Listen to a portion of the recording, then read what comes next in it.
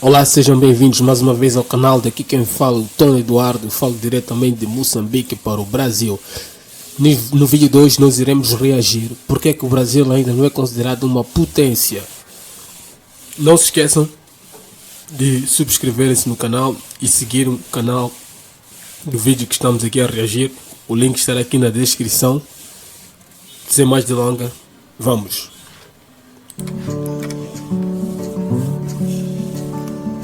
Alô, YouTube! O Brasil, ele tem muito potencial, mas também tem muitas barreiras que deixam o país do futuro sempre no futuro. Não é de surpreender que o Brasil já por muitos anos é considerado como um país em desenvolvimento e com potencial de ser uma superpotência do lado da Europa, dos Estados Unidos e do membro mais recente do clube, a China. Parece que a gente sempre quase chega lá, mas algo atrapalha, seja corrupção, crise econômica ou até má sorte. Mas hoje...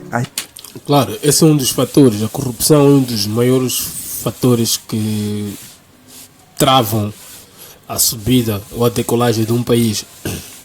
Eu acredito que esse seja um dos fatores com que faz com que o Brasil não decole tanto assim. A gente vai falar de uma razão que tem atrapalhado o Brasil desde o começo, que não é muito comentada, e atrapalhou o avanço no passado e ainda atrapalha hoje em dia. Eu acredito que mais pessoas deveriam saber disso para a gente poder juntos pensar em soluções para ajudar o país. Então, se vocês gostarem desse vídeo, não se esqueça de dar joinha, de se inscrever, colocar no sininho para aumentar as chances de mais pessoas verem esse vídeo. Tá, e que razão é essa que tem atrapalhado o Brasil desde o começo? Bem, o culpado... Claro, não se esqueçam de subscrever. E vamos aqui tentar buscar soluções viáveis, né? Para que o Brasil seja essa tal potência. Então vamos aqui interagir nesse vídeo, vamos perceber exatamente qual é o ponto de vista e já a gente também vai dar o nosso ponto de vista. Lado disso, própria terra onde o país se encontra. Para explicar melhor, eu peguei 3 mapas de clima, de vegetação e de terreno. Ok, esse é um dos fatores, a própria terra. Então vamos aqui perceber exatamente o porquê que a própria terra dificulta esse desenvolvimento. Para criar meio que um novo com 5 áreas principais: Amazônia, Cerrado, Costa Montanhosa, que são os 3 maiores, e Caatinga e o Sul, que são os 2 menores. Os desenhos aqui no mapa, gente, é aproximado, beleza? Primeiro vamos ver a Costa Montanhosa. O que é isso? Que lugar que é esse? Nesse espaço apertado é onde mora a grande maioria dos brasileiros e tem muitas das maiores cidades do Brasil, enquanto o resto do país é quase que praticamente vazio. Talvez o culpado disso sejam os portugueses. Eles eram os mestres dos mares durante uma época, mas não eram tão bons em avançar no território em terra. Ok, uma das causas é essa, que os portugueses eram bons em avançar os mares. Quer dizer que os ataques que eles faziam, o tempo da colonização era mais pelos mares. Então, em questões de avançar a terra, eles não eram tão bons assim. Mas no caso do Brasil, dá para até entender o motivo por que eles não exploravam tanto mais dentro do país. Bem perto da costa tem uma muralha. E é claro, isso é uma das razões. Dá para perceber o próprio Portugal, o território é pequeno, mas eles foram um dos maiores colonizadores da língua palop, língua portuguesa. E os países que eles colonizaram são tão maiores em relação ao seu próprio país. Morros e montanhas.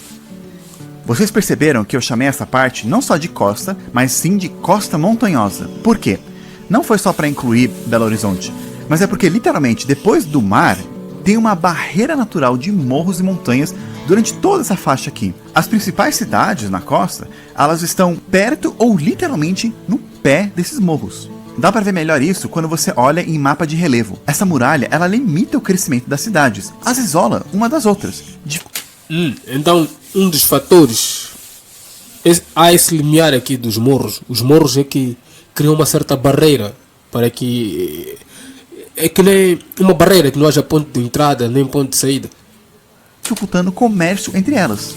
Sim, muitas das maiores cidades do mundo, elas se desenvolveram porque elas estavam perto do mar. O mar, ele facilita o acesso entre outros países, facilitando... Claro, era isso que estávamos aqui a tentar falar. Então, o mar facilita o comércio, a entrada e a saída dos bens e serviços.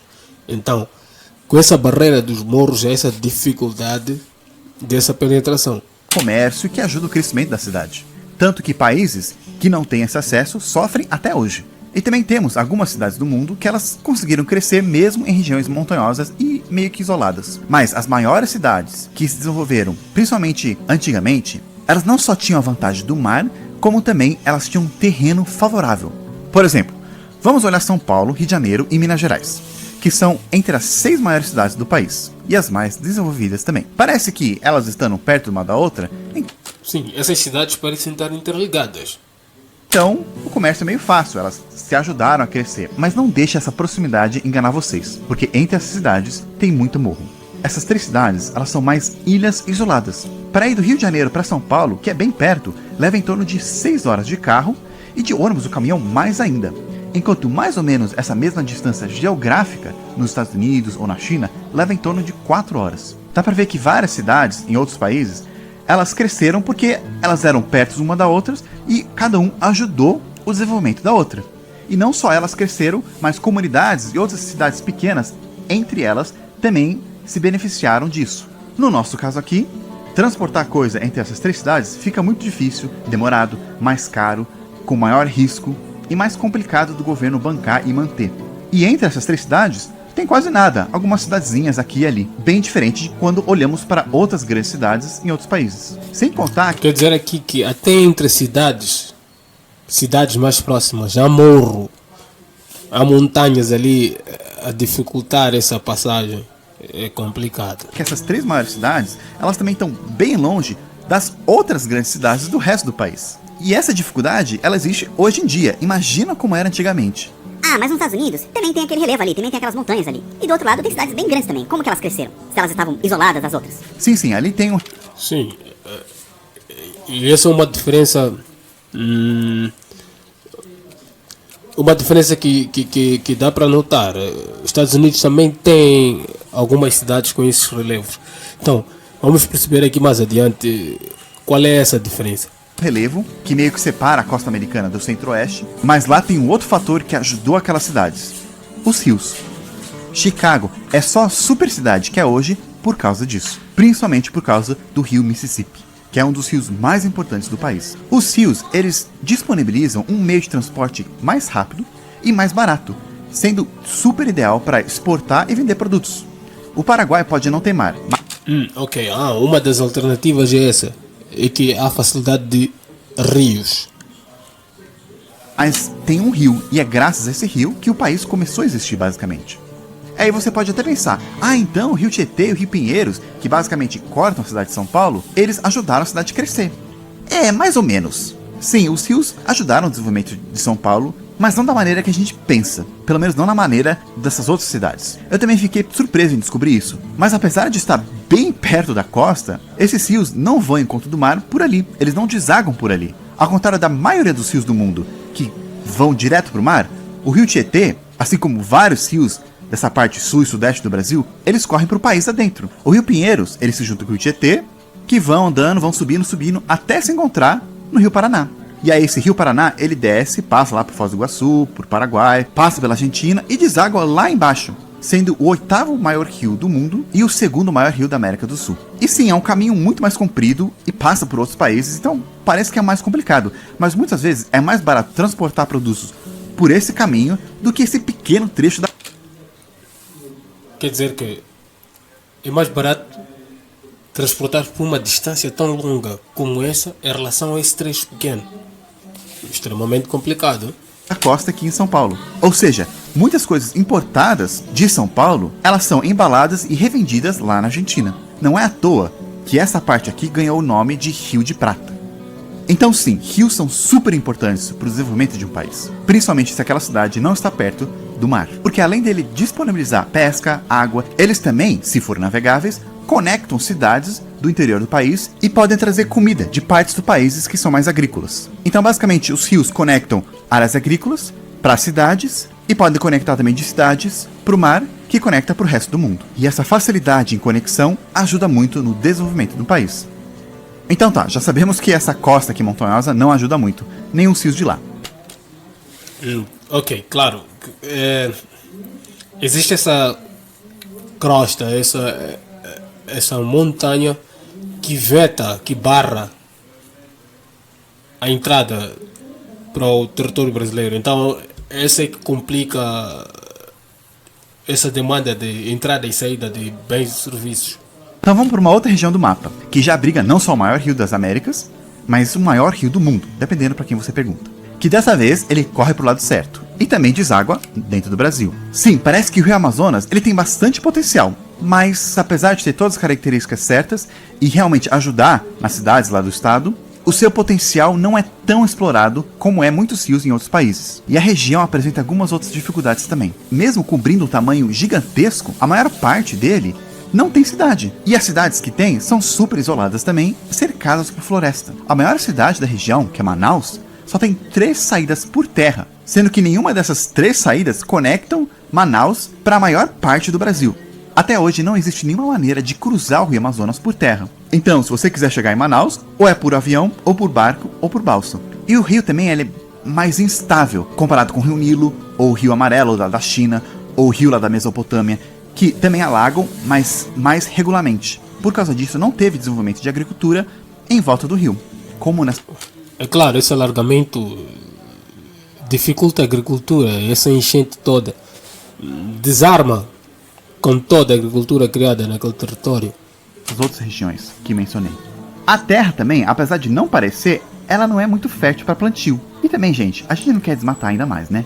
Então vamos sair do norte e ir para outra área que fica no nordeste. Mas a gente sabe que a Caatinga, apesar de ter alguns pontos bons, também não é ideal para o plantio. É muito seco lá, o que dificultou muito o desenvolvimento daquela região. A Caatinga parece um deserto. Parece um deserto.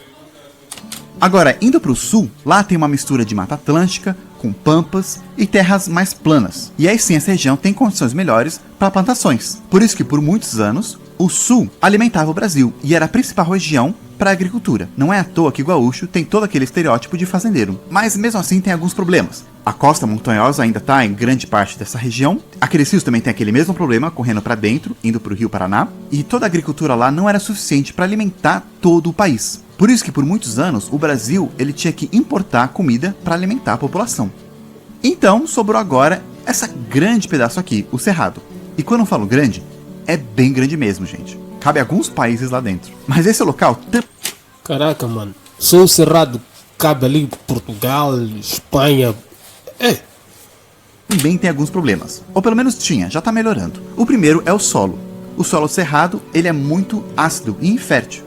Então é bem ruim para plantar lá. Por isso que nunca antigamente... Também esse solo cerrado parece uma crosta. Parece uma pedra. Claro que é difícil para... Era uma área de agricultura, como era o sul. Mas, felizmente, isso mudou nos últimos 30 anos. Teve algumas novas descobertas que deixou o solo mais fértil e menos ácido. E também com desenvolvimentos em biotecnologia, eles conseguiram fazer algumas plantas, principalmente a soja, que consegue crescer naquele tipo de região. Então, boa notícia, galera. Dá para plantar no Cerrado. Tanto que agora... Então, essa é a importância da tecnologia. Aí que entra a tecnologia para salvar um estado como este. 30% das plantações do Brasil vem daquela região. Com essa explosão, o Brasil cresceu muito. Lembra, a gente até chegou a ser a 6ª maior economia do mundo. Bem rapidinho, mas a gente... Uau, 6ª economia do mundo. Uau! Estávamos a caminhar bem, pá. Foi. E até hoje somos um dos maiores exportadores de comida do mundo. Coisas como carne, soja, feijão... Uau! O Brasil é um dos maiores exportadores do mundo. Sustenta por aí mais de 1 bilhão de populações no mundo. Eis a razão e eis a pergunta: por que o Brasil ainda não se tornou uma potência? Eu acredito que haja fatores como corrupção por aí e esses pequenos fatores que aqui acabou-se de se falar. Laranja, café, etc. Mas aí vem o segundo problema, que a gente já comentou aqui: o acesso. As maiores cidades estão super longe de lá. O mar está super longe. Tem aquela muralha no litoral. O tráfego de rio não é tão bom também. E muitas das estradas piores ainda. E não tem muita gente morando lá. Na verdade, esse foi um dos motivos que eles queriam mudar a capital para lá. Foi uma tentativa de trazer mais pessoas e desenvolver toda aquela área, que tem bastante potencial. E deu bastante certo essa estratégia, e ainda está dando. a região está crescendo bastante e as estradas estão melhorando aos poucos. Mas mesmo assim, para você ter uma fazenda lá, além de se mudar para super longe, você tem que gastar um pouco mais com todo aquele processo de fertilização da terra, tem que comprar sementes que são diferenciadas, sementes que podem crescer na região, e é bem provável que você vai ter que gastar com infraestrutura, porque tem pouca. Talvez até vai ter que gastar com estrada, ou esperar o governo construir uma. Boa sorte. Ou seja, é muito caro ter uma fazenda lá. E o que isso quer dizer? Que somente grandes empresas que têm bastante dinheiro conseguem investir em agricultura por lá. Gente, não é à toa que o Brasil é um país super desigual. Para você ter uma fazenda lá, você tem que ser rico. E o que sobra para o pobre fazer é trabalhar para o rico. Fazendeiros pequenos não têm chance. E as burocracias do país não ajudam muito. Essa desigualdade em que a agricultura só pode ser subsidiada por gente de elite, grandes elites por aí. Então, a população mais baixa não consegue, porque é caro fazer essa toda estrutura em termos de materiais, em termos de esses bens e serviços de tecnologia. Também, deixando mais espaço para grandes empresas. E aí acontece todo aquele monopólio de mercado e favorece muitas pessoas que são amiguinhas de políticos.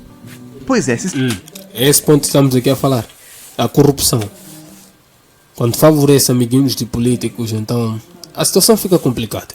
Se somente tivesse algo mais prático, que não polui tanto, que facilita o acesso da região, não causa tanto trânsito, não causa tanto acidente, conecta vários lugares e pode levar muita coisa em uma viagem só. Sim, gente, exatamente, um sistema ferroviário, ou seja, trens. Essa é uma das grandes soluções, pelo menos na minha visão, para resolver ou pelo menos diminuir esse problema da geografia do Brasil. Além de melhor conectar as cidades já isoladas e conectar melhor as cidades das costas. Mas essa era uma das soluções, sabes? As linhas férreas. Colocar aí alguns trens para transportar bens e serviços. Eu acho que seria uma das soluções. O que vocês acham? O que vocês acham? Já que existe essa dificuldade por causa dos morros, então os trens podem penetrar, subir, descer, adentrar. Facilita. Pode também melhorar o acesso do cerrado. Talvez não resolva muito o problema do custo para plantar por lá, mas facilita o acesso. E com mais acesso, mais investimento, mais infraestrutura, então talvez você vai precisar gastar menos em algumas áreas. Onde há acessibilidade é isso. Onde há acessibilidade as coisas tornam-se menos custosas, né? Áreas. Pelo menos não vai precisar fazer uma estrada. Ou também não vai precisar correr o risco do caminhão tombar. Mas ainda assim, para o governo pode custar bastante caro fazer isso do zero, ou restaurar e melhorar as que já existem. E aí tem o debate se é o papel do governo fazer isso, ou se deveria levar para o setor privado, mas isso já é um assunto para uma outra hora. Então sim, gente, eu acredito que o Brasil tem bastante potencial de ser uma superpotência. Claro, o Brasil tem toda a potência, toda a capacidade de se tornar potência. Toda, sem sombra de dúvidas. A geografia atrapalhou muito, desde o começo da história. E nosso processo pode ser um pouquinho mais devagar, até a gente conseguir ter uma infraestrutura parecida com outros países.